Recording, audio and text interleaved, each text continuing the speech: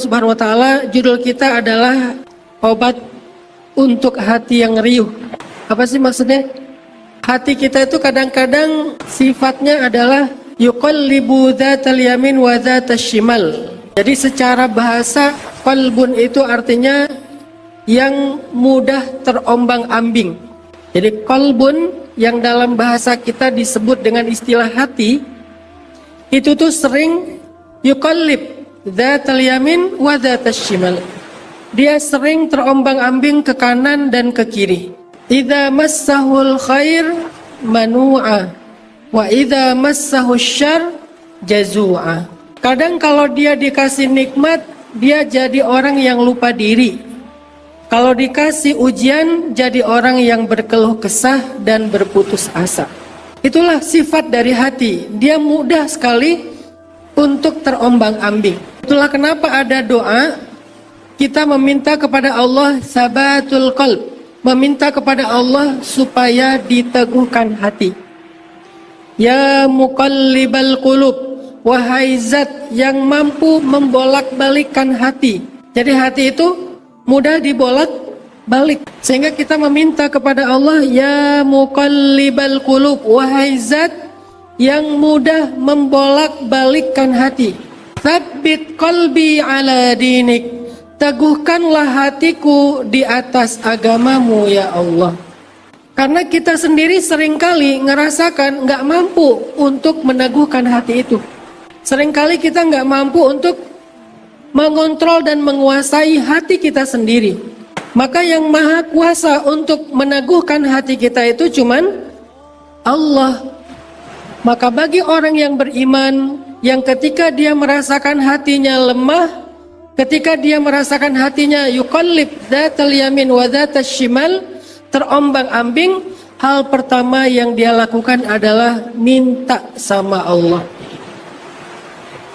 Ya muqallibal qulub, wahai zat yang membolak-balikan hati, tsabbit qalbi ala dinik, tetapkanlah hatiku di atas agamamu, supaya hati itu teguh, tidak mudah galau. Ini anak muda pasti galau itu menjadi salah satu di antara masalah sehari-hari. Sering kita galau. Galau soal jodoh, ya.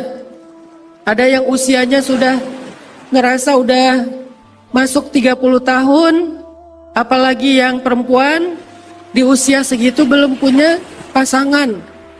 Sehingga akhirnya galau, kira-kira nanti saya kapan ya bisa nikah, masih ada nggak yang mau sama saya, sementara usianya udah semakin bertambah. Galau nih soal jodoh. Yang laki-laki juga demikian. Galau soal karir. Saya belum punya kerjaan, saya belum punya penghasilan, gimana saya bisa menikah? Galau. Galau urusan memilih jurusan di kampus. Karena dalam sebuah riset tahun 2021, 86% mahasiswa Indonesia itu salah pilih jurusan. Yang tadinya pengen ngambil teknik, ternyata masuknya misalnya ke apa gitu ya. Sehingga akhirnya kita ngerasa, aduh saya nggak terlalu sreg nih dengan jurusan ini. Apakah saya bisa sukses kalau saya ngambil fakultas ini? Banyak lagi kegalauan kita, termasuk memilih judul skripsi, galau memilih pekerjaan, galau memilih tempat tinggal, kos-kosan. Banyak kegalauan-kegalauan yang sering muncul di dalam hati kita. Maka bagaimana cara biar hati kita itu lebih sabat, gak mudah galau, lebih mudah untuk istiqomah, lebih lurus?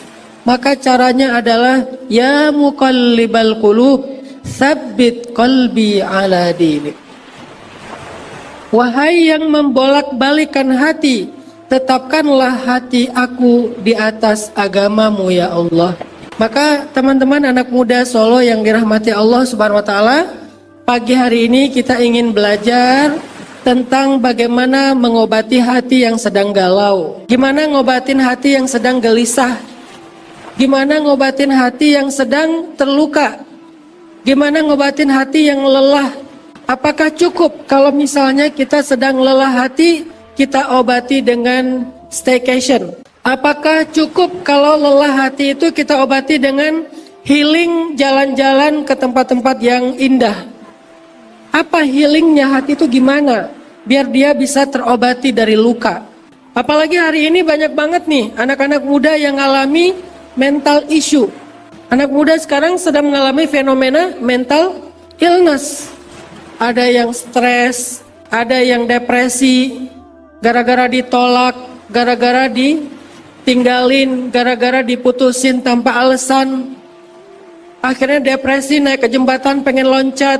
Pas mau loncat galau. Kayaknya kalau loncat sakit juga ya, antara loncat atau enggak. Ada yang galau curhat di sosmed, curhat di story, curhat di status. Curhatnya kadang-kadang syariat gitu ya. Hasbiyallah wa ni'mal wakil ya. Padahal maksudnya dia sedang ngerasain lonely, sedang ngerasain kayak sendiri, nggak punya siapa-siapa. Nah, gimana cara kita untuk bisa menguatkan hati, mengobati hati agar kita tuh nggak kena mental illness secara parah? Hari ini banyak banget. Saya termasuk orang yang agak sedikit concern di bidang mental issue karena saya punya satu rumah untuk terapi mental bagi anak-anak muda yang kena mental illness. Dan kita sebagiannya ngambil dari Jawa Tengah juga, ada beberapa yang bahkan menurut orang tuanya dikatakan sebagai orang yang ODGJ. Padahal bukan ODGJ, dia hanya kena secara mental, bukan sakit jiwa. Kadang-kadang gara-gara dibully di sekolah, akhirnya kena mental. Gara-gara dibully di sosmed, akhirnya kena mental. Gara-gara di grup dicuekin. Ketika kita chat, nggak ada yang reply di grup. Ketika kita lempar topik, nggak ada yang rame di grup. Kita kayak dicuekin sama teman-teman di grup, akhirnya kena mental. Ada yang live grup, tapi kemudian bingung dan penasaran di grup lagi ngomongin apa ya. Kepo ya, akhirnya kena mental. Bahkan kita pernah mengambil beberapa pasien yang sebetulnya dia tuh cuman sedang merasakan depresi, tapi sama orang tuanya dianggap ODGJ lalu dipasung. Ada pasien kita yang dipasung selama lebih dari 1 tahun di kamar, nggak boleh kemana-mana, sampai maaf banget, saking dia udah lama dipasung, perilakunya udah nggak kayak manusia. Sampai dia makan kotorannya sendiri. Anaknya usia berapa? Sekitar 14 atau 15 tahun. Penyebab utama dia kenapa sampai kayak gitu, gara-gara dia sering dibully di sekolah. Dia sering dibully di sekolah, dibilang karena dia anak yatim, nggak punya ayah, diledekin karena nggak punya ayah. Lama-lama mentalnya kena, nggak mau sekolah, nggak mau mandi, merenung terus, mojok terus di kamar. Sama orang tuanya dikira dia kena guna-guna, terus dituduh sebagai orang gila. Sama tetangga dibilang gila, orang tuanya percaya, dipasunglah biar nggak kemana-mana. Sampai perilakunya bukan sebagai manusia, dia makan kotorannya sendiri. Lalu kita bawa, kita terapi dengan berbagai macam terapi, baik dari sisi agama, kemudian dari sisi psikis, dan juga kita berikan kegiatan-kegiatan. Kemarin Agustus 2022, alhamdulillah setelah 6 bulan terapi, dia menjadi salah satu pengibar bendera pada saat upacara 17 Agustus. Udah survive. Nah, apa kira-kira terapi untuk orang-orang kayak gini yang selama ini kita jalankan? Ternyata hati itu punya healingnya sendiri, berbeda dengan tubuh kita. Walaupun kita alhamdulillah dan insya Allah berharap nggak sampai ke arah mental issue, cuman sekedar capek, lelah hati, kecewa, sedih, sedikit terluka, tapi tetap kita perlu cari tahu gimana ngobatin hati kita yang sedang terluka, gimana ngobatin hati yang sedang kecewa kepada seseorang, yang bahkan cenderung nggak percaya dengan siapapun, trauma. Ada orang yang nggak mau nikah karena dia trauma pernah diputusin. Karena dia pernah trauma diselingkuhin, karena dia pernah trauma di apa ya namanya istilahnya, ditikung sama temennya. Akhirnya dia trauma, nggak mau lagi mikirin tentang pernikahan. Ada yang trauma dalam urusan pekerjaan, akhirnya dia resign. Tuh di kota-kota besar tuh banyak banget anak muda yang di tempat kerja nangis di toilet. Itu fenomena. Anak muda yang masuk ke toilet nangis, saking tekanan pekerjaannya tuh luar biasa. Ada yang di kos-kosan nggak mau keluar-keluar dari kamar, saking sedang sedih banget, berhari-hari di kamar menyendiri. Ada yang mulai melihat penampakan mantannya. Ada yang stres hanya gara-gara nggak bisa dapetin tiket War Coldplay. Akhirnya alhamdulillah bisa beli tiket Aldi Taher. Ya, macam-macam nih penyebab stresnya anak muda. Tapi mending suara Aldi Taher sih daripada Coldplay. Masya Allah. Ternyata di sebelah sini masih ramai ya. Assalamualaikum. Masya Allah, luar biasa. Barakallahu fiik. Semoga yang ada di sebelah sini semuanya menjadi orang-orang yang didoakan sama malaikat. Udah berjuang sabar ya di luar ruangan utama, tapi mereka sabar. Semoga kesabarannya berbuah hasanah di dunia dan di akhirat.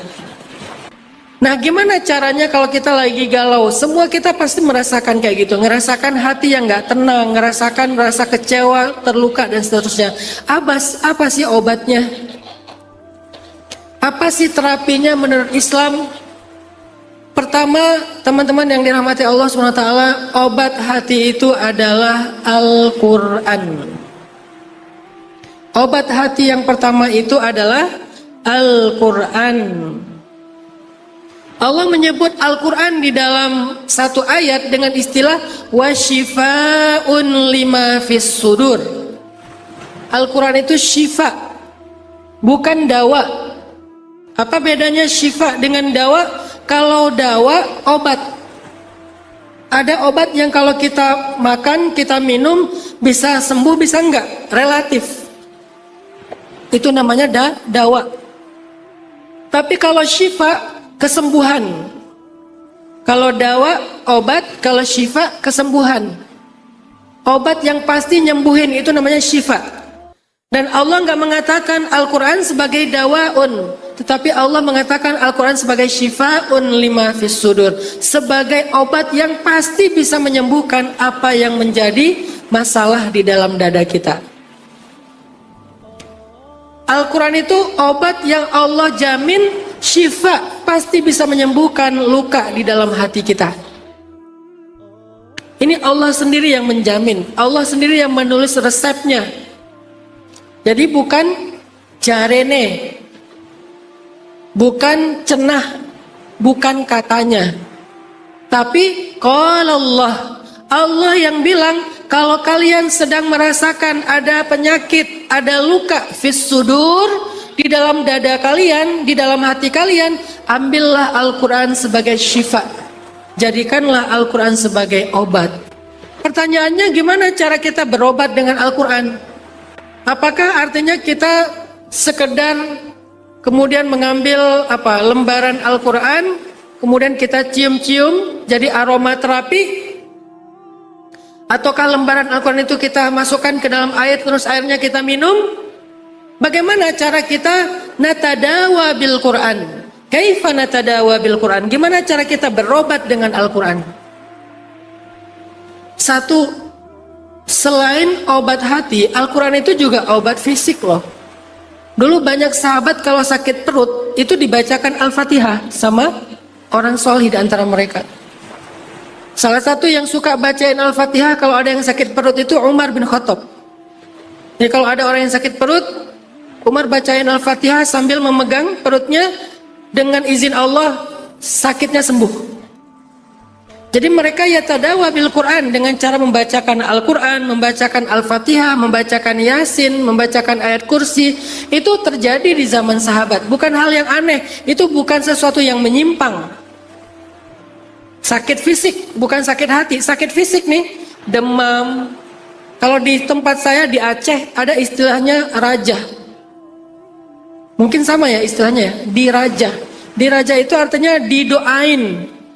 Salah satunya dengan membaca Al-Fatihah, ayat kursi, dan trikul. Saya kalau lagi demam tinggi itu sama bapak saya tuh dipegang kepalanya, terus dibacain Al-Fatihah sampai ke An-Nas, kemudian disembul ya, ditiup dari ujung kepala sampai ujung kaki, dibaca lagi, itu kayak istilahnya kalau bahasa yang lebih populer lagi diruqyah dengan Al-Quran.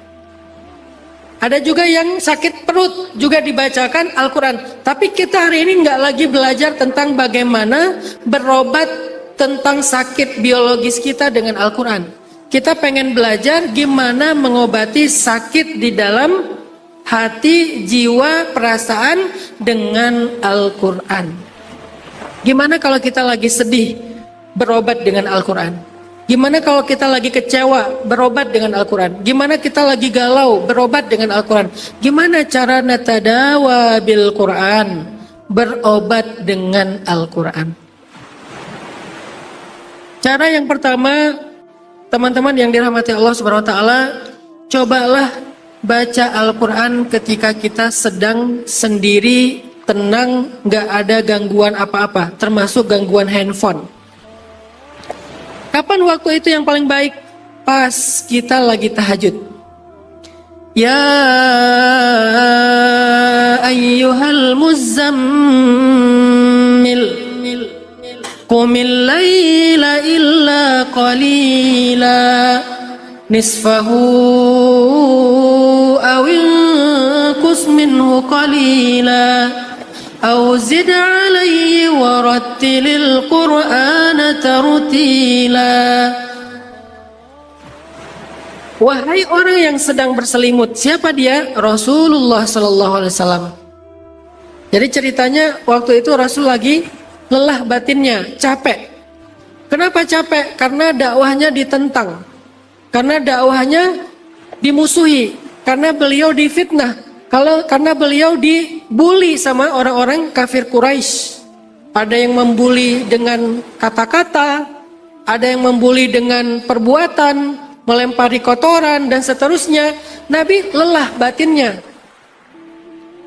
Dan lelah itu sesuatu yang wajar, manusiawi. Semua orang pernah merasakan lelah. Nabi sedih.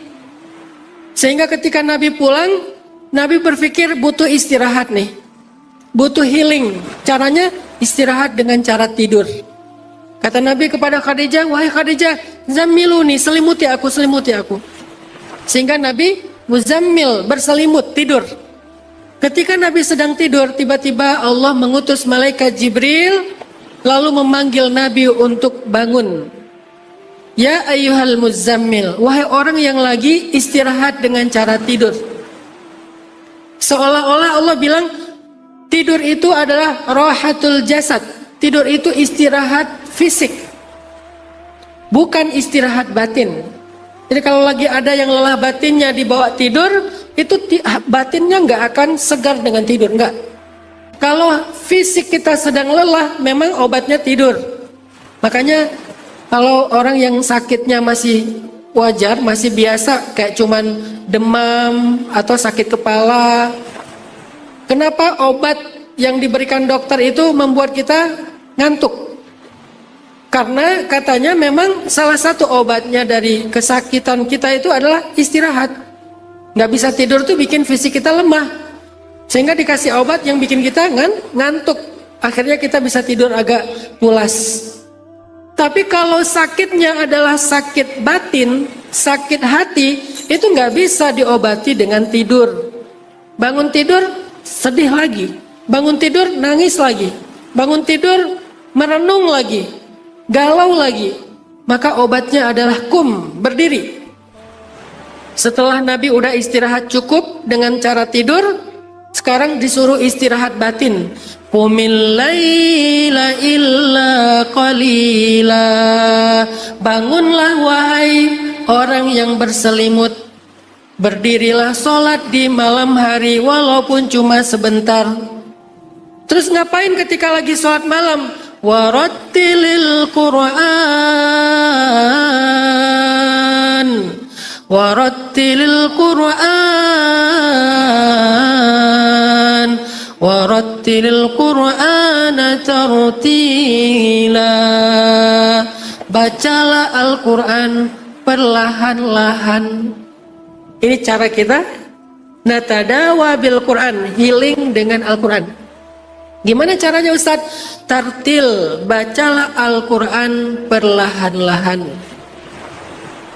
Allah bilang di dalam surat Al-Qiyamah, la tuharrik bihi lisanaka lita'jala bih, inna alaina jam'ahu wa qur'anah, فإذا قرأناه فاتبع قرآنه ثم إن علينا بيانه لا تحرك به لسانك لتعجل به. Janganlah engkau menggerakkan lisanmu untuk buru-buru dalam membaca Al-Quran. Jadi salah satu cara kita healing dengan Al-Quran adalah membaca secara tartil. Gimana baca tartil Ustaz? Kayak tadi, Bismillahirrahmanirrahim. La uqsimu biyaumil qiyamah wa la uqsimu bin nafsil lawwamah. Itulah tartil. Enggak terlalu cepat, juga enggak terlalu lambat. Kenapa kok harus tartil Ustaz? Kenapa Nabi disuruh berdiri malam, sholat malam, kemudian bacalah Al-Quran dengan tartil? Kenapa? Supaya kita bisa mentadabburi makna dari ayat yang kita baca. Kalau gitu nggak boleh Ustaz baca Quran cepat-cepat. Boleh, tapi bukan untuk healing. Karena baca Al-Quran itu ada banyak cara. Ada dengan mujawwad. Mujawwad itu gimana? A'udzu billahi minasy syaithanir rajim. Bacaan orang di musabaqah. Bismillahirrahmanirrahim. Bacaan mujawwad. Ada yang cara seperti itu dengan irama. Saya dulu pernah kayak gitu waktu masa-masa ikut musabaqah. Ada yang bacanya sangat cepat. Kenapa bacanya sangat cepat? Mereka biasanya orang-orang yang sudah hafiz Al-Quran. Biar bacaannya banyak. Sehari mereka perlu murajaah Al-Quran sampai sekian juz. Alif Lam Mim. Dzalikal kitabu la raiba fihi hudan lil muttaqin alladzina yu'minuna bil ghaibi wa yuqimuna sholata wa mimma razaqnahum yunfiqun walladzina yu'minuna bima unzila ilaika, dan seterusnya. Mereka orang yang membaca Al-Quran dengan bacaan cepat supaya bisa dapat 20 menit 1 juz. 1 jam dapat 3 juz. Sehari kadang-kadang mereka membaca sampai 10 juz. Itu juga boleh karena targetnya berbeda. Dapat pahala, jadi ibadah, jadi zikir, jadi melancarkan hafalan, menjaga Al-Quran di dalam pikiran kita. Itu targetnya itu. Tapi kalau targetnya untuk healing, targetnya untuk mengobati luka hati, bacanya beda lagi tekniknya. Allahu la ilaha illa huwal hayyul qayyum la ta'khudhuhu sinatun wa la naum. Tartil. Kalau nggak mau pakai irama-irama yang unik, yang terlalu pro misalnya, lurus-lurus aja nggak apa-apa, tapi pelan-pelan. Kenapa kok dibaca tartil? Kenapa harus tenang? Karena kita lagi natadawa, lagi terapi jiwa kita dengan bacaan Al-Quran. Jadi cara berobat dengan Al-Quran, pertama bacanya pelan-pelan.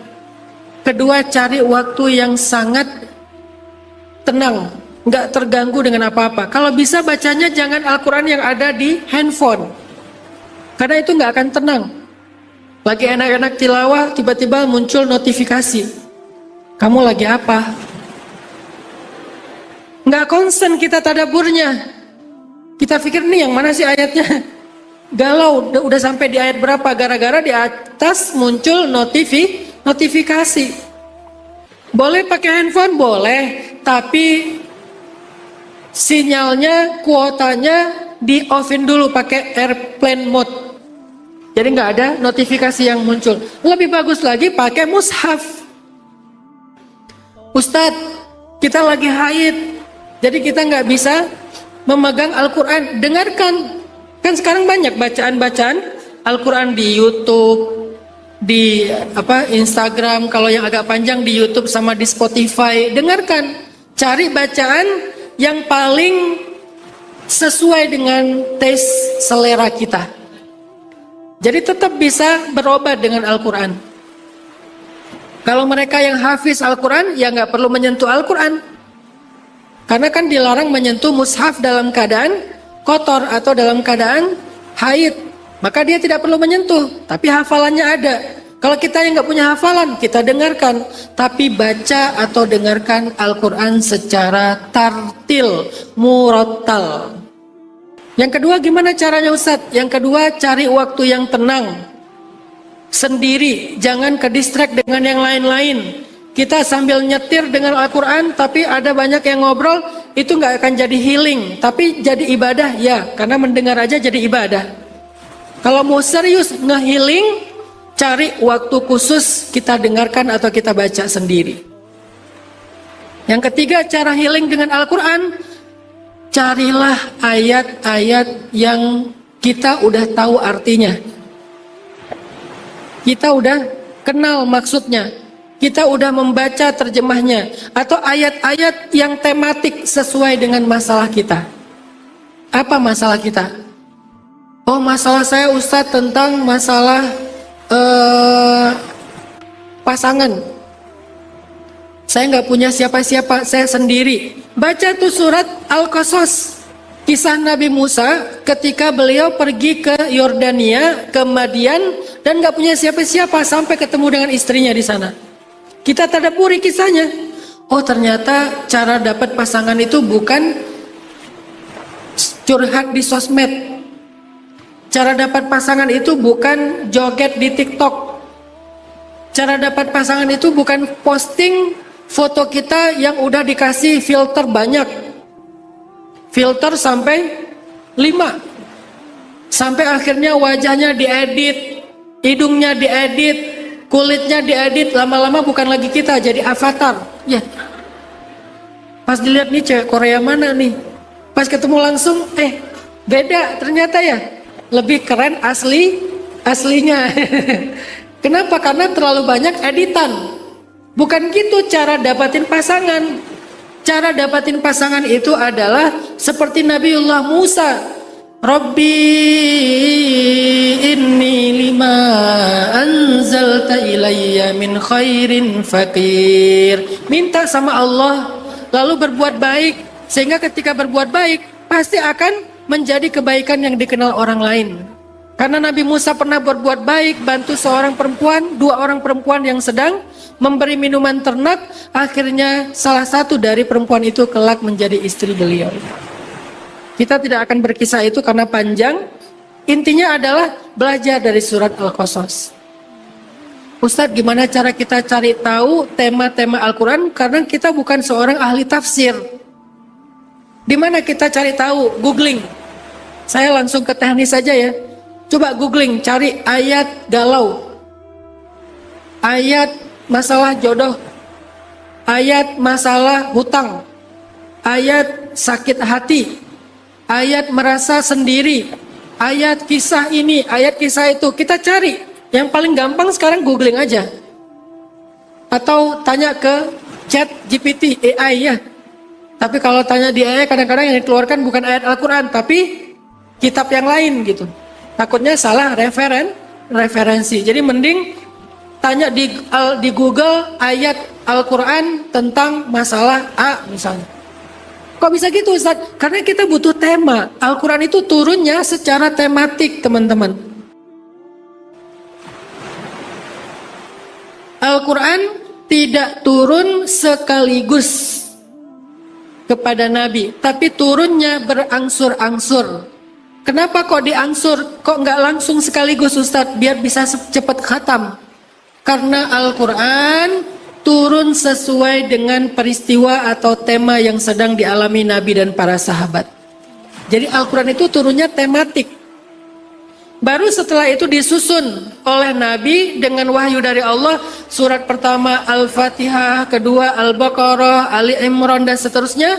Susunan itu belakangan, tetapi yang pertama turunnya secara berangsur-angsur, secara tematik. Kenapa kok turunnya secara tematik? Karena tujuan Al-Quran diturunkan itu bukan hanya untuk dibaca, tapi tujuannya untuk jadi petunjuk. Dzalikal kitab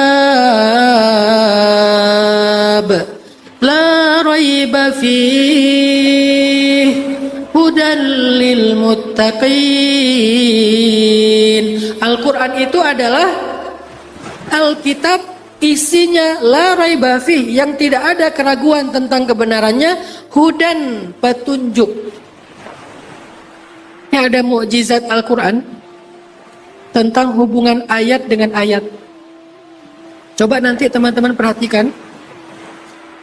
Surat Al-Baqarah itu sebelumnya surat apa? Surat Al-Fatihah. Salah satu hubungan antara surat Al-Baqarah, terutama pembukaannya, dengan Al-Fatihah adalah di Al-Fatihah kita meminta diberikan petunjuk. Ihdinas siratal mustaqim. Ya Allah, tunjukkan kami jalan yang lurus. Ya, kita minta dikasih petunjuk. Ya Allah, tunjukkan kami jalan yang lurus, kata kita di surat Al-Fatihah. Allah jawab di surat Al-Baqarah, dzalik, pakai isim isyarah, artinya kata tunjuk. Ihdinas siratal mustaqim. Ya Allah, tunjukkan kami jalan yang lurus, kata Allah. Dzalik, itu yang kamu minta. Al-kitabu la raiba fihi, sebuah kitab yang tidak ada keraguan dalam kebenarannya. Hudan lil muttaqin,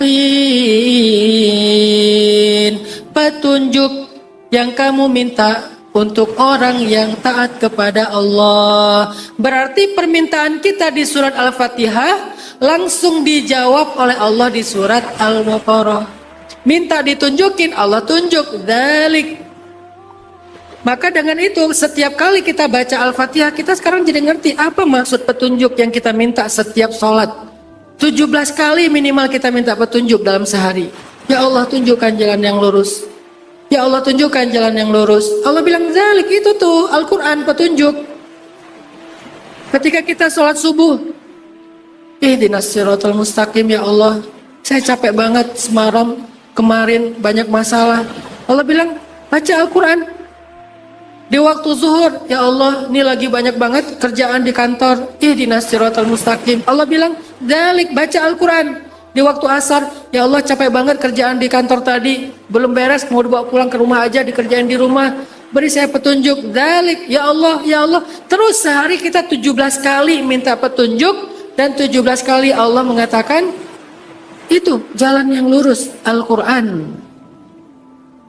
Maka di sini artinya kalau kita punya masalah, minta nasihat, minta petunjuk, minta bimbingan kepada Allah, sebetulnya hidayah atau petunjuk itu sudah ada dan Allah turunkan kepada kita, yaitu Al-Quran.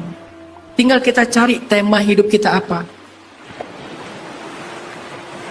Ayat tentang merasa kayak gak punya siapa-siapa, merasa ditinggalkan. Gimana ayatnya? Wadduha wallaili idza saja ma wadda'aka rabbuka wa ma qala. Tuhanmu gak pernah ninggalin kamu dan gak pernah benci kepadamu. Itu ayat untuk kita yang sedang merasa sendiri, ditinggalin, gak punya siapa-siapa. Artinya apa? Ada yang gak pernah ninggalin kita, teman-teman, jangan sedih. Ada yang gak pernah benci, gak pernah marah sama kita, jangan sedih. Siapa dia? Allah. Sehingga manusia bisa aja ninggalin kita, manusia biasa aja marah sama kita, kecewa sama kita, left grup dari grup kita. Tapi Allah gak pernah left. Allah gak pernah nggak pernah ninggalin kita ketika kita lagi butuh-butuhnya, nggak pernah. Kita ulang tuh surat Ad-Duha, kita baca dengan tartil sendiri, kita hayati, dan yang keempat caranya diulang-ulang. Baca berulang-ulang ayat itu. Ini yang saya lagi sampaikan adalah tutorial ya, how to. Kalau bahasa para ulama itu ijazah. Sedang diajarkan bagaimana caranya. Tutorial healing dengan Al-Quran. Tutorial kaifiyah natadawa bil Quran, berobat hati dengan Al-Quran. Satu, bacalah dengan tartil, pelan-pelan. Kedua, carilah waktu yang tepat, yang tenang. Ketiga, tadabburilah ayat yang kita baca secara tematik, apa maknanya, apa ayatnya. Keempat, bacalah secara berulang-ulang. Diulang lagi ayat yang sama. Saya sering banget kalau lagi baca Al-Quran di dalam sholat sendiri, sholat sunnah, nemu satu ayat yang ngeklik tuh. Kenapa ngeklik? Karena setiap saat kita ayat yang ngeklik itu beda-beda sesuai dengan masalah kita hari itu. Maka ayat itu akan saya ulang-ulang. Misalnya ayatnya, وَلَنَبْلُوَنَّكُمْ بِشَيْءٍ مِّنَ الْخَوْفِ وَالْجُوعِ وَنَقْصٍ مِّنَ الْأَمْوَالِ وَالْأَنفُسِ وَالثَّمَرَاتِ وَبَشِّرِ الصَّابِرِينَ. Itu akan saya ulang-ulang tuh. وَبَشِّرِ الصَّابِرِينَ. Kan kata Allah, sampaikan berita gembira kepada orang yang sabar. Orang yang sabar itu nggak akan rugi, maksudnya. Pasti ada kejutan setelah sabar. Pasti ada kegembiraan setelah sabar. Pasti ada kebaikan setelah sabar. Sampaikan berita gembira itu kepada orang yang sabar, kata Allah. Sehingga saya ulang-ulang ayat itu. Wa basyiris sabirin alladzina idza asabathum musibatun qalu inna lillahi wa inna ilaihi raji'un. Ulang lagi. Wa basyiris sabirin wa basyiris sabirin wa basyiris sabirin alladzina idza asabathum musibah. Ulang lagi. Wa basyiris sabirin. Sendiri tuh. Diulang-ulang, difahami maknanya. Itu langsung tuh ngobatin. Tadinya udah berputus asa, tadinya udah berkeluh kesah, tadinya udah pengen nyerah, tadinya udah mencari kambing hitam, tadinya udah mau berhenti aja. Tiba-tiba dapat ayat wa basyiris sabirin. Oh, kan ada kejutan untuk orang yang sabar. Ya udah deh, belajar sabar lagi. Wa basyiris sabirin. Ya udah deh, sabar lagi. Diulang-ulang kayak kita minum obat berulang-ulang. Kan nggak bisa minum obat sekali, sehari 3 kali, kata dokter. Satu obat diminumnya dengan dosis tertentu. Kadang kalau dia kapsul, 2 kapsul misalnya, atau 1 kapsul. Kalau dia cair misalnya sekian mili. Begitu juga dengan Al-Quran, nggak bisa sekali lewat, nggak akan masuk ke hati kita, perlu diulang-ulang. Atau misalnya lagi bingung, kok gini ya? Padahal saya harapannya nggak gini loh. Ekspektasi saya bukan gini, kenapa hasilnya gini ya? Akhirnya ulang-ulang ayat yang sering banget saya bacakan dan mungkin di sosial media sering muncul tuh. Apa ayatnya? Wa asa an takrahu syai'an wa huwa khairul lakum wa asa an tuhibbu syai'an wa huwa syarrul lakum wallahu ya'lam wa antum la ta'lamun. Diulang lagi. Dan bisa jadi kalian benci sesuatu. Kok gini sih? Kok hasilnya seperti ini? Apa sih maksudnya semua ini? Saya kecewa banget dengan hasil ini. Bisa jadi kalian benci sesuatu, padahal itu baik untuk kalian. Kita nggak ngerti. Ulang lagi. Padahal saya pengennya gini nih, tapi kok nggak dapat ya. Bisa jadi kalian menyukai sesuatu padahal itu buruk untuk kalian. Kok bisa kayak gitu sih? Kan saya berharap yang ini, kok jadinya yang ini? Dan Allah lebih tahu sedangkan kalian tidak tahu. Diulang lagi. Wallahu ya'lam. Wallahu ya'lamu wa antum la ta'lamun. Udah gitu direnungkan, diulang lagi. Wallahu ya'lamu wa antum la ta'lamun. Diulang lagi. Berapa kali Ustadz? Sayyidah Aisyah, istri Nabi, pernah mengulang satu ayat dari habis subuh sampai duha. Satu ayat. Aisyah mengulang satu ayat di dalam surat Al-Qamar kalau nggak salah. Saya lupa ayatnya. Famanallahu alaina wa waqana adzabas samum. Itu ayatnya. Famanallahu alaina wa waqana adzabas samum. Dari habis subuh sampai duha sekitar 3 jam satu ayat. Kenapa? Karena Aisyah lagi belajar syukur. Allah telah memberikan kita anugerah, yaitu hidayah Islam, dan menyelamatkan kita dari azab yang panas, yaitu api neraka. Dengan apa diselamatkan? Dengan hidayah Islam. Allah mengutus Nabi, Allah menurunkan Al-Quran, Allah menyusun syariah, Allah mengajarkan kita dengan dakwah. Allah terus ngasih kita nikmat untuk menyelamatkan kita dari api neraka. Sehingga Sayyidah Aisyah merasa sangat beruntung menjadi orang yang mendapatkan hidayah. Sehingga supaya bisa bersyukur dan merasa beruntung, merasa happy, merasa grateful, akhirnya Sayyidah Aisyah mengulang-ulang ayat tentang nikmat Allah. Famanallahu alaina wa waqana adzabas samum. Seringkali kita berkeluh kesah teman-teman gara-gara kita pikir hidup kita itu gak nikmat.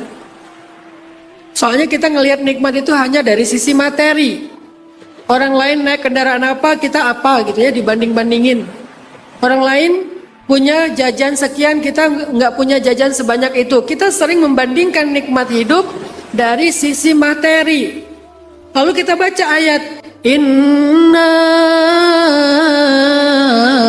a'tainakal kautsar.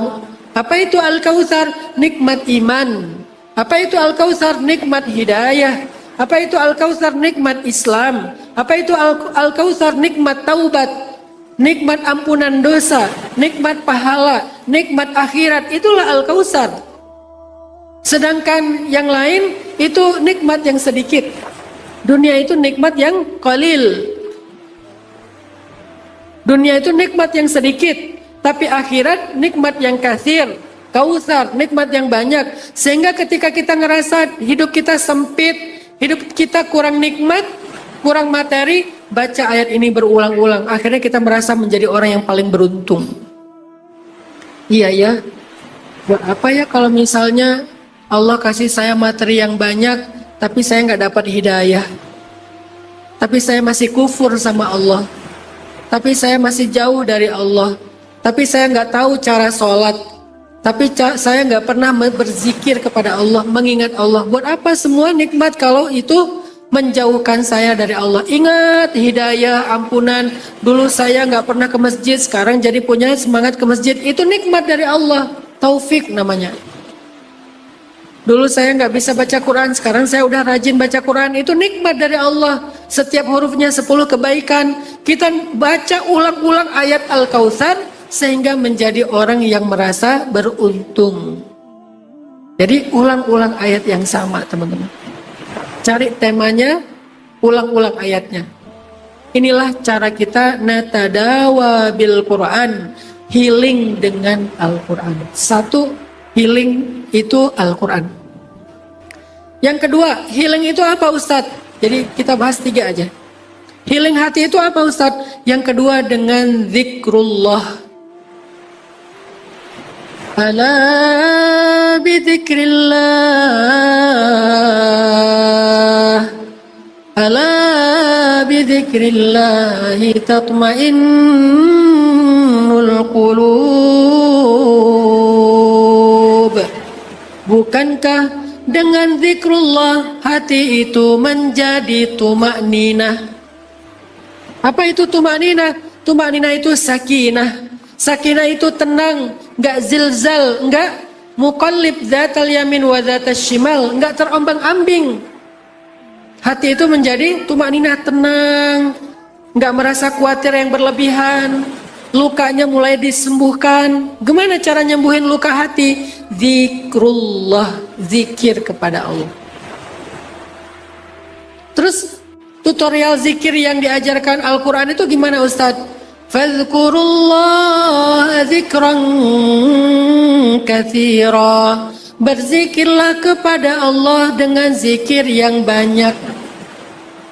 Alladzina yadhkuruna Allah qiyaman wa qu'udan wa ala junubihim.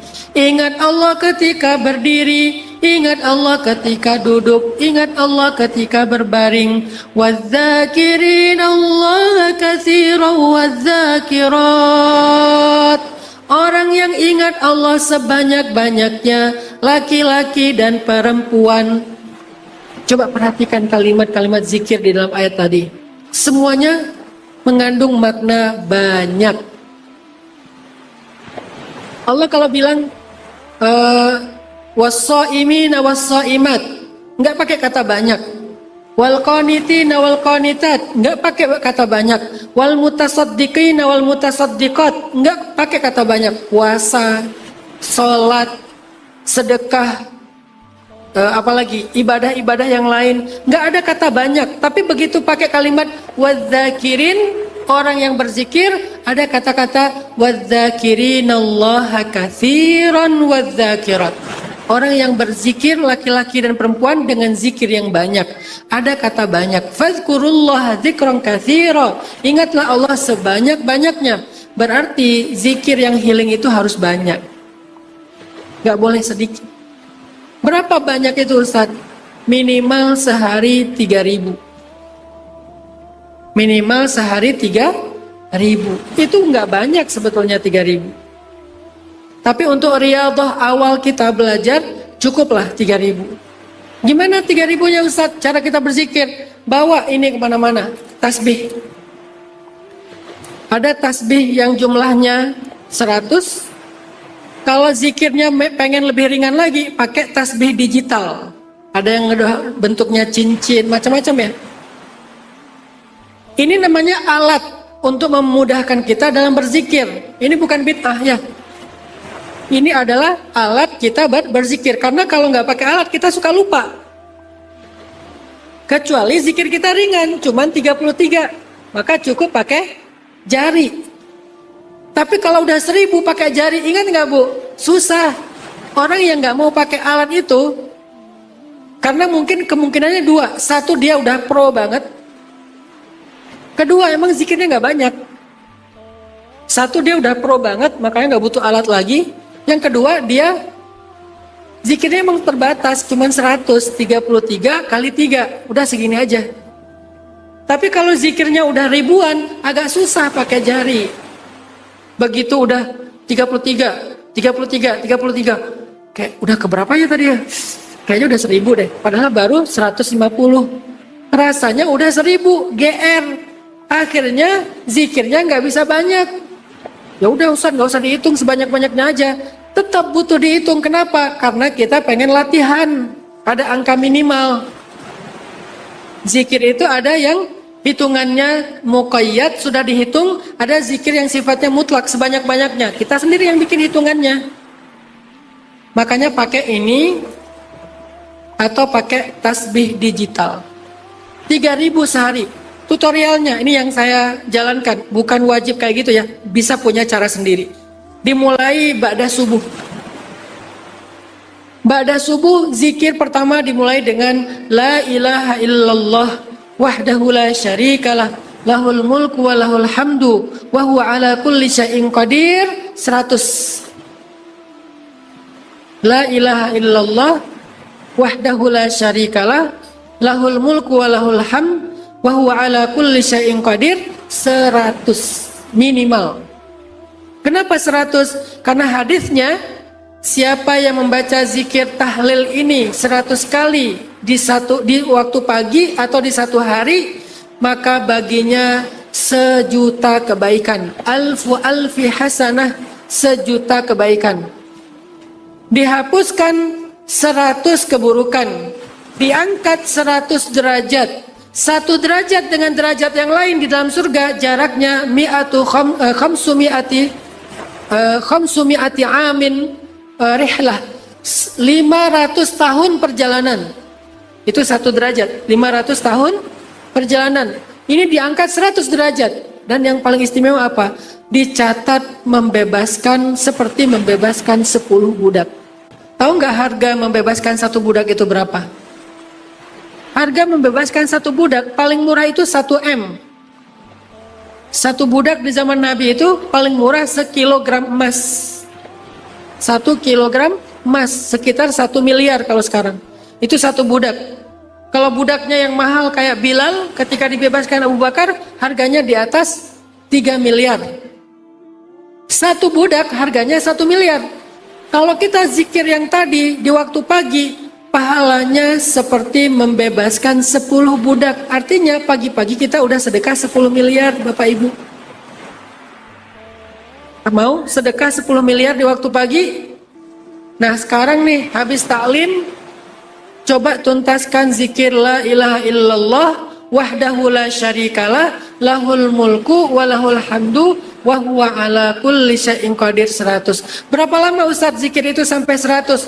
Kurang lebih sekitar 10 sampai 15 menit. Selesai 100.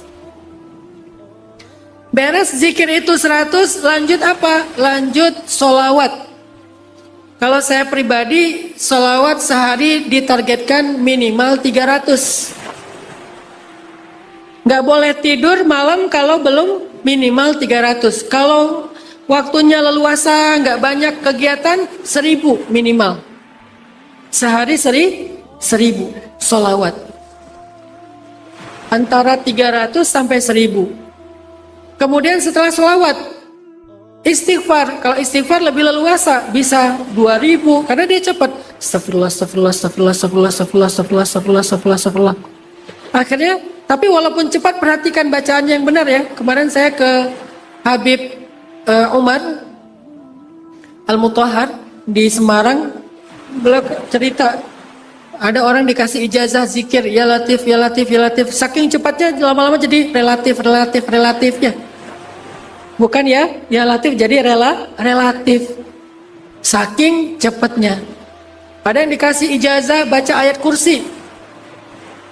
Dia datang tanya, saya banyak hutang, saya banyak masalah, rumah saya sering kemalingan, toko saya sering kemalingan. Apa amalannya? Dikasih sama gurunya, baca ayat kursi. Akhirnya setelah setahun dia datang, katanya toko saya sekarang udah gak pernah kemalingan lagi. Hidup saya udah nikmat, rezeki saya mengalir. Wah, apa yang kamu lakukan? Saya amalkan ayat kursi, saya baca. Berapa kali? 1000 kali. Hah? Gimana baca ayat kursi 1000 kali di dalam sholat? Saya sholat, beres Al-Fatihah, saya baca ayat kursi, ayat kursi, ayat kursi, ayat kursi, ayat kursi. Karena dia orangnya polos, orangnya nggak berilmu. Kan orang yang ahli surga itu banyak yang polos ya. Kan hadisnya sebagian besar yang masuk surga itu karena dia orangnya polos, nggak punya sakit hati, nggak punya iri. Karena dia polos, nggak berilmu, akhirnya yang dia baca bukan Allahu la ilaha illallahul hayyul qayyum, tapi ayat kursi. Jadi berzikir dengan kalimat astagfirullah, astagfirullah, astagfirullah, astagfirullah, astagfirullah, astagfirullah sebanyak minimal 1000 kali sehari. Lalu apa lagi? La ilaha illallah. Kalau tadi la ilaha illallahnya panjang, kalau sekarang pendek. La ilaha illallah, la ilaha illallah, la ilaha illallah, la ilaha illallah. 1000 kali juga. Udah 3000 lebih tuh. 3100. Sholawat 1000, istighfar 1000, tahlil atau la ilaha illallah 1000. Dilanjutkan nanti ada zikir-zikir tambahan. Misalnya zikir tentang urusan rezeki. La haula wala quwata illa billah, la haula wala quwata illa billah, la haula wala quwata illa billah. Berapa? 100 misalnya, 200 seleluasa kita, sebanyak-banyaknya Bapak Ibu, teman-teman sekalian. Minimal 3000 sehari. Barulah hati kita akan menjadi tenang. Coba dawamin deh, akan ada banyak keajaiban terjadi dalam hidup kita kalau udah dawam zikir minimal sehari 3000. Minimal 3000. Sehingga kita jadi orang yang selalu iling ya, ingat sama Allah gitu. Walaupun kita nggak lagi gini, tapi ingat karena udah dibiasain. 3000 sehari minimal. Yang ketiga, cara kita healing adalah dengan tafakkur ayat-ayat Allah. Kalau Al-Quran tadi tadabbur, kalau ini tafakkur. Apa yang ditafakuri? Ciptaan Allah. Mentafakuri ciptaan Allah. Jadi kalau kita lagi jalan-jalan kemana gitu ya, itu niatkan untuk tafakur. Kemarin Habib Muhammad ditanya, ngapain sih weekend ke kebun binatang? Kata beliau, saya ke kebun binatang untuk mentafakuri sifat-sifat kebinatangan. Agar saya tahu, oh hewan itu gini sifatnya. Oh hewan itu rakus, oh hewan itu rebutan makanan, oh hewan itu curang, oh hewan-hewan dan seterusnya. Saya ingin mengeluarkan sifat kehewanan dari diri saya. Tafakur. Kemanapun kita pergi kita tafakur. Ketika kita di jalan kita tafakur. Semalam saya lagi dari Semarang ke Solo ngelihat bulan. Di tol tuh bulan indah banget. Walaupun bukan purnama tapi dia kayak gede, rendah. Sehingga pas saya lihat bulan itu saya jadi melihat kebesaran Allah.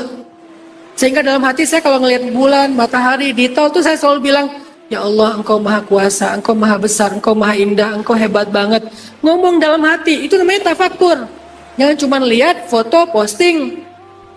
Itu nggak tafakur, nggak ada gunanya.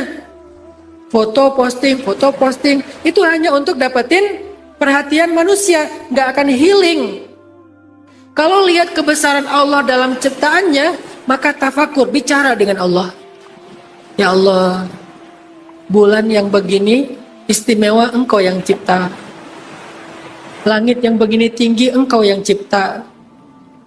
Awan itu berarak dari satu negeri ke negeri yang lain, Engkau yang cipta.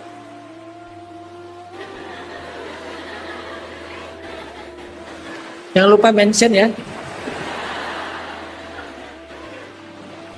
Gunung yang begitu kokoh, gagah, Engkau yang cipta. Hewan yang begitu sempurna, Engkau yang cipta. Tafakur, ngomong dalam hati kita dengan Allah. Harus berkomunikasi, berdialog, curhat sama Allah ketika kita tafakur. Itu cara tafakur yang benar. Ngomong sama Allah. Ngomongnya apa Ustaz? Bicarakan kekaguman kita kepada Allah. Bicarakan kekaguman kita kepada Allah. Kita sering banget ngomong sama manusia, udah kurang ngomong sama Allah. Sering curhat sama manusia, kurang curhat sama Allah. Sekarang bicarakan kekaguman kita kepada Allah. Belajar mengagumi Allah, itu penting. Apa hubungannya Ustadz dengan healing hati? Karena hati itu merasa lelah, karena dia terlalu mengagumi manusia, mengagumi makhluk, akhirnya dia lelah. Hati gampang terluka karena dia sering berharap kepada manusia, akhirnya kecewa.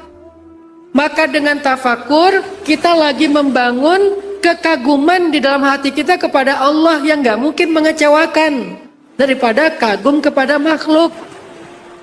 Mulai belajar pelan-pelan, bicara aja pakai bahasa kita kepada Allah. Allah, Engkau indah banget, Engkau sempurna banget, Engkau maha kuasa. Nggak ada yang mudah, nggak ada yang mustahil bagimu, nggak ada yang susah bagimu, nggak ada yang sulit bagimu. Kita ngomong kepada Allah ketika ngelihat sesuatu dari ciptaan Allah, sehingga muncullah rasa kagum di dalam hati kita. Kagum itu akan jadi obat dari berbagai macam penyakit hati. Maka 3 cara healing ketika hati kita sedang terluka. 1,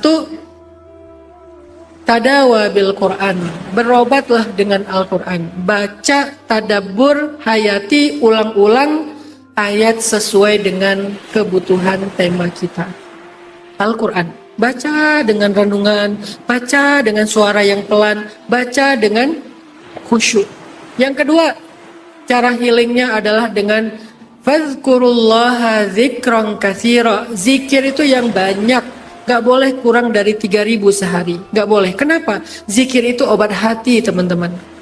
Kalau kurang dari 3.000, hati kita masih keras. Beda sama ulama-ulama solih. Mereka hatinya udah lembut. Kalau kita hatinya keras, penyakitan. Sehingga butuh obatnya lebih banyak dosisnya. 3.000 aja kurang sebetulnya. Ulama-ulama kita aja yang solih udah 10.000 lebih. 100.000. Saya kenal Habib Syarif di Bandung.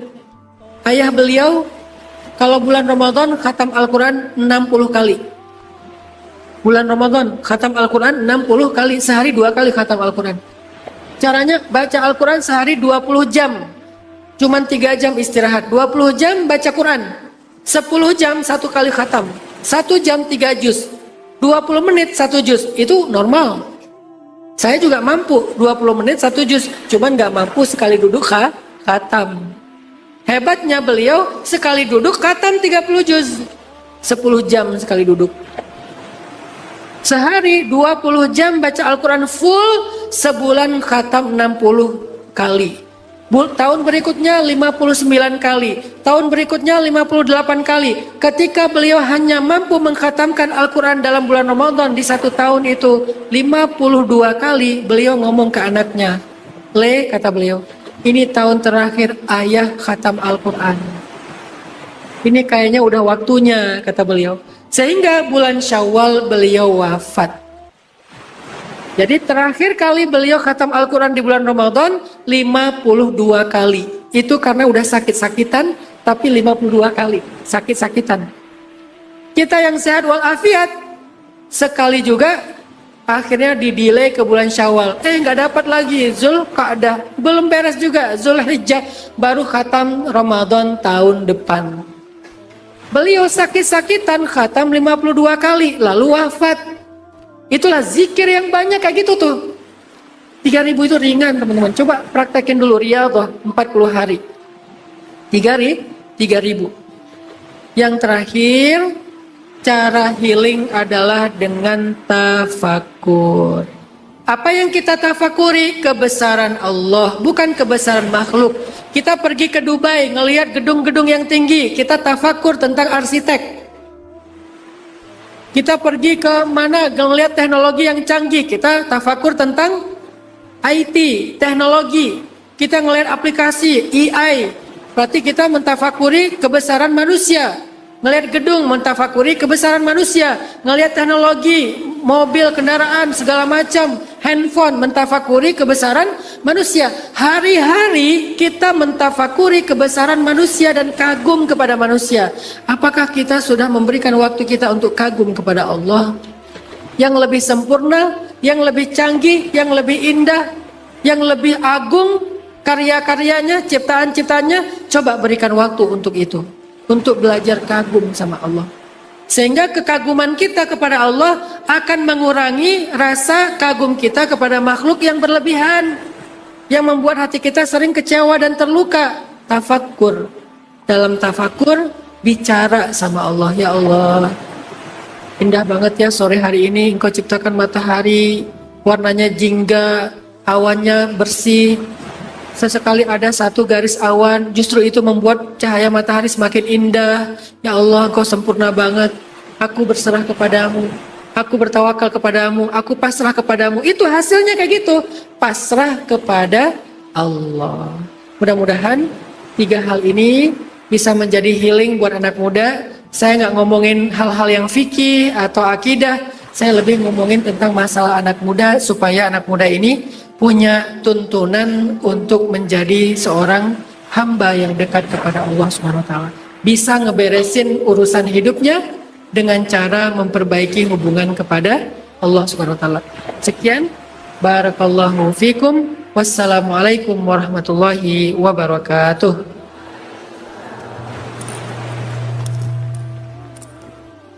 Insyaallah tabarakallah. Insyaallah. Terima kasih pada Ustaz Hanan Attaqi. Semoga dari apa yang beliau sampaikan menambah kasanah keilmuan untuk kita dan tentunya menambah kecintaan kita untuk kemudian pada Quran dan mengamalkannya. Nah, mengingat waktu, mohon maaf kita tidak ada tanya jawab, Mas Kinang ya? Iya, karena waktu yang sudah mepet waktu Ya. zuhur juga. Dan acara selanjutnya ialah doa dan muhasabah yang langsung dipimpin oleh beliau Ustaz Hanan Attaqi. Dan bagi jamaah yang membalat komunikasi, Mas Gilang, bisa tolong di silent dulu. Mode silent atau mode pesawat supaya nanti doa muhasabah berjalan dengan khusyuk. Dan Bagi yang para membawa ayah putra-putri, bunda yang membawa putra putri bisa tolong senantiasa membersamai putra putrinya. kondisikan dulu. Iya. Kepada Ustaz Hanan Attaqi kami persilahkan. Tafadhol masykur. Bapak Ibu, teman-teman sekalian, yuk kita berdoa, jangan pulang dulu karena doa itu sama pentingnya dengan taklim. Kita selama ini udah 1 jam mendengar ilmu, sekarang waktunya kita meminta kepada Allah supaya ilmu yang kita dengar itu benar-benar bermanfaat, benar-benar bisa menjadi petunjuk dalam hidup kita. Maka doa itu sama dengan kayak apa ya? Wadahnya ilmu atau kuncinya ilmu, doa. Dan salah satu adab berdoa, nih sebelum kita berdoa biar tahu adabnya dulu. Salah satu adab berdoa yang paling penting itu adalah berdoalah dengan yakin. Jangan berdoa dengan ragu. Berdoalah dengan yakin. Yakin apa? Yakin Allah Maha mendengar, yakin Allah pasti mengabulkan, gak mungkin gak dikabulkan. Kadang dikabulkan persis seperti yang kita minta, kadang dikabulkan dengan lebih baik dari yang kita minta. Yakin Allah mendengar, yakin dikabulkan, yakin Allah Maha Kuasa untuk mewujudkannya dalam kehidupan kita. Berdoalah dengan yakin. A'udzu billahi minasy syaithanir rajim. Bismillahirrahmanirrahim. Alhamdulillahi rabbil alamin. Ar-Rahmanir Rahim. Maliki yaumiddin. Iyyaka na'budu wa iyyaka nasta'in. Ihdinas siratal mustaqim. Siratal ladzina an'amta 'alaihim ghairil maghdubi 'alaihim waladdallin.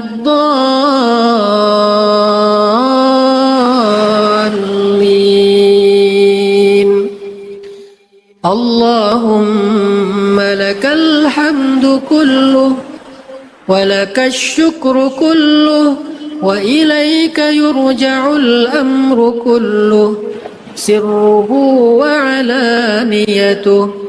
فأهل أنت أن تعبد وأهل أنت أن تحمد نشهد أنك أنت الله لا إله إلا أنت المتوحد في الجلال بكمال الجمال تعظيما وتكبيرا. اللهم صل وسلم وبارك على سيدنا محمد وعلى آله وأصحابه أجمعين. اللهم إليك أسلمنا وبك آمنا وعليك توكلنا وإليك أنبنا وبك خاصمنا وبك حاكمنا. نعوذ بعزتك أن تضلنا أنت الحي الذي لا يموت أنت الحي الذي لا يموت أنت الحي الذي لا يموت والجن والإنس يموتون اللهم اغفر لنا ذنوبنا ولوالدينا ولوالدينا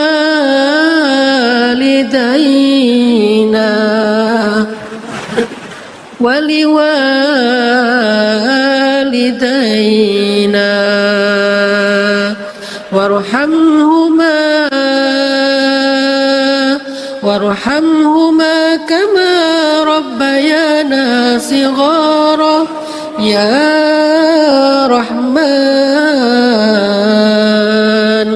يا واسع الرحمة يا حي يا قيوم يا حي يا قيوم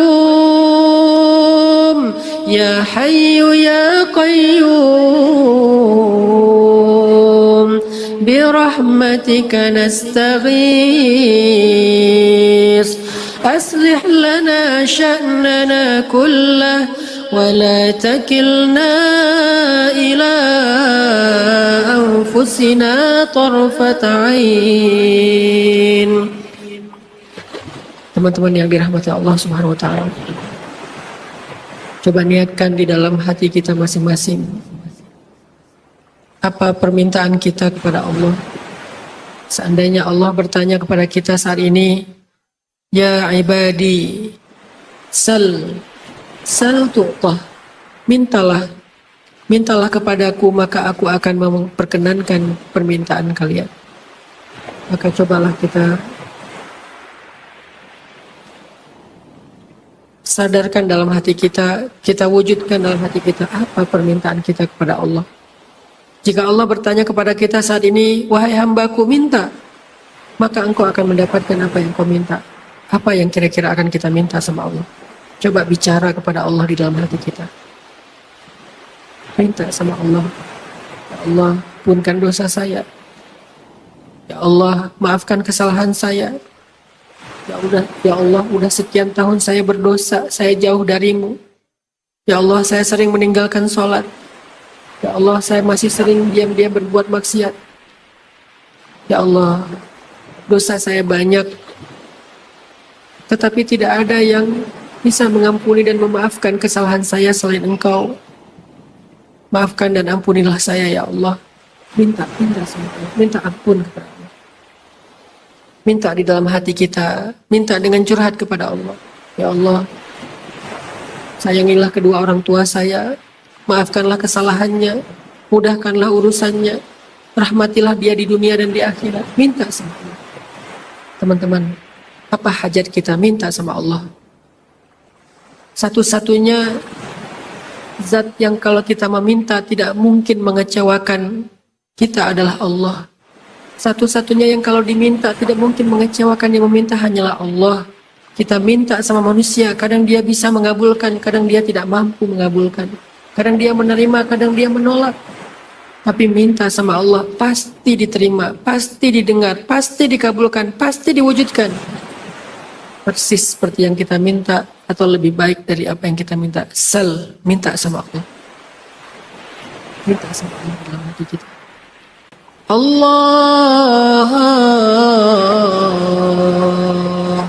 Allahumma a'ti kulla wahid minna mas'alatah. Ya Allah, kabulkanlah setiap orang di antara kami hari ini hajatnya, permintaannya, doanya. Allahumma a'ti kulla wahid minna mas'alatah. Allahumma qadi kulla wahid minna hajatah. Ya sami'ud du'a, ya qadiyal hajat, يا عليم لما في الصدور يا ربنا آتنا في الدنيا حسنة وفي الآخرة حسنة وقنا عذاب النار وأدخلنا الجنة مع الأبرار يا عزيز يا غفار يا رب العالمين. ببركة الفاتحة.